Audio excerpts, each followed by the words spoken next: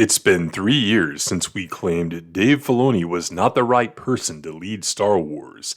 During this time, many people with formerly positive opinions have begun to sour on the K-Mart Cowboy, some genuinely and some to ride the wave. Ride the wave, whichever way the wind happens to blow. In this video, we'll take a look at what has transpired since the last video and show how not only is Dave Filoni not the right person to lead Star Wars, but also not the right person for Star Wars, period. Everyone remembers the Star Wars show interview from 2016, which was heavily referenced in my first Filoni video. In true Star Wars tradition, it's like poetry, it rhymes, and listening to Filoni himself speak is the best way to expose Filoni. Here he is at Celebration 2022, being interviewed by, once again, Andy Gutierrez. To push it into this new and exciting territory. New territory? In May of 2022, Kathleen Kennedy told Games Radar that Disney Lucasfilm needed to create a whole new saga.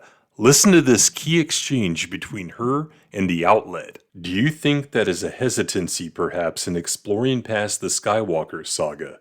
No hesitancy. So that's very much on your mind?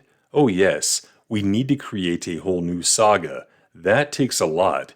There's a lot of conversation around that. Obi-Wan's coming out next, and there's been such love for the prequels. Will there be more of exploring that era ahead? That's exactly what we're doing with Jon Favreau and Dave Filoni and John Watts, especially Dave's new show Ahsoka. We realize there's been kind of a pattern of a new generation coming along. That leads us to Dave Filoni's promotion. In November of 2023, Vanity Fair shared the news that Dave Filoni had been promoted to Chief Creative Officer. This means Dave Filoni will lead the creation of this new saga, including the new Rey movie. In June of 2023, KK made further comments on the reshaping of the Star Wars saga. Again speaking with Games Radar, she said, "And now Rey has made a promise to Luke, and that's really just the core of where we're going and what this story will be. And I think it offers just tremendous opportunity to introduce new characters and start with something fresh, because we culminated with what George Lucas was creating, and now we take all of that and we move it to the next chapter." This came only a few months after the new Rey movie was announced. Dave Filoni himself told Hollywood Reporter in late winter 2023, a month or so before the announcement of the Rey movie, that it was KK herself that was grooming him for a larger, more prominent role in the company. Put the pieces together. Filoni was being put in place to be the creative force behind the revising of the franchise. Almost symbolically, he created a new galaxy in the narrative. He's far, far away. Going back to the Celebration 2022 interview, I don't know, there's no grand philosophy. Other than the aforementioned creation of a new saga, We have a whiteboard. we are well aware of the whiteboard. Like when it's Luke, it's a lot more intense because that's a character that's iconic the world over.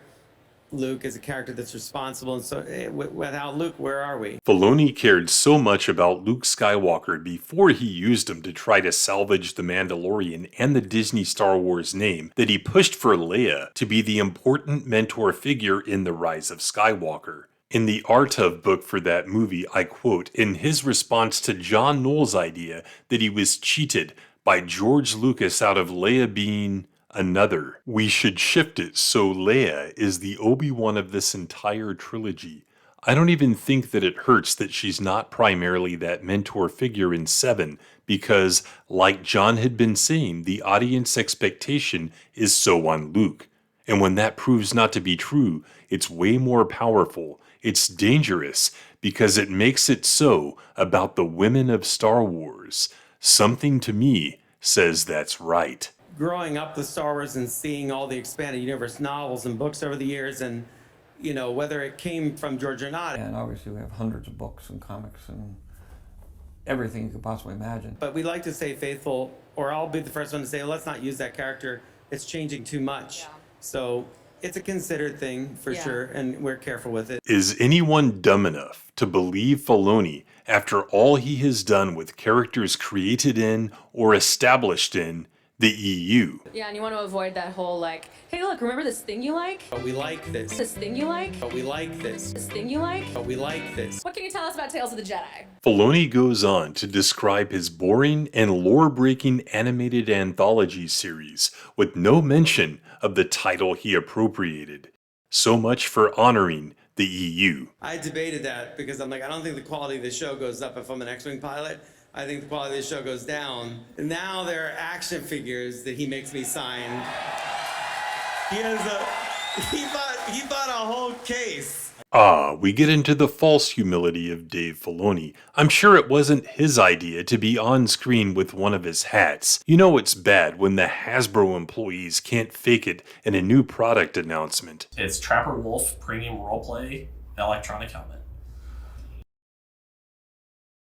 So, to say we're excited when we saw him is probably an understatement. Yep. The Filoni faithful will defend him by removing him from productions they view as poor or undesirable. Let's see what Filoni has to say about other creators of Disney Star Wars. And then I get excited when I see, what other people are doing. I talked to Deb about what she was doing on Obi-Wan, and we had a great time with that. And Deb is awesome. I can't say enough good things about her. Like our friend Deb Chow went and made Obi-Wan. How awesome was that? Yeah, you guys, if you met Leslye Headland, and she's a massive fan and I've talked to, and I enjoyed talking with her, and her teaser was phenomenal. I mean, how can you not be excited about Acolyte? Tony Gilroy did a version of the Empire that's it's like the most THX awesome evil thing I've ever seen. And so I love all that, and that's inspiring. Filoni, marching in lockstep with the fellow creators of Disney Star Wars, taking the political path to his recent promotion. If you think he's some kind of master chess player making his way to the top so he can really save Star Wars, not only are you desperate, but you're in denial of the evidence already presented in this video. The way to explain it for me is I sit down at a computer and I write a story, I write a moment. Filoni is small on coherent storytelling and big on moments. At Celebration 2023, he said, "You're looking for those moments that define an era, and that's what the films really should be about, whether it's characters coming together or a defining moment." He doesn't even know what the moments are, he just knows they have to have them. Even traditionally shill outlets have begun to call out the storytelling.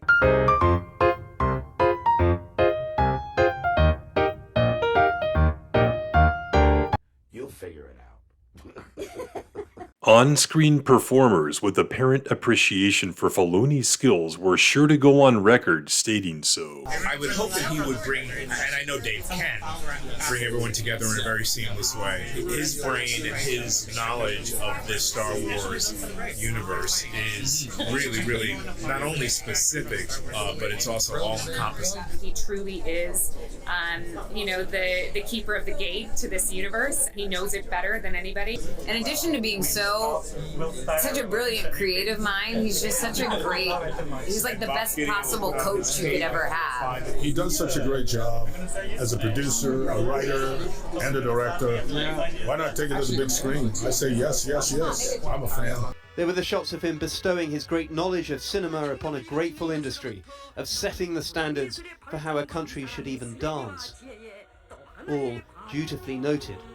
Why is Filoni seen as some kind of Star Wars expert given the evidence to the contrary? Another performer, one Sam Witwer, voices of Galen Merrick, and Clone Wars Maul, had a different experience. Matt Lanter performs this really very emotional scene where Anakin is talking to his dead mother. And Shmi. And he says to her, "I have a wife and I want you to meet her. You would really like her. You would like her." And Matt performed it very emotionally and really very, very well. And we're about to move on, and I said, got to do that again. And he goes, "Well, why?" And I said, "Because Padme already met Shmi." Yeah, they had in dinner the Phantom together. Menace. They had food. And I saw Dave kind of take his hat.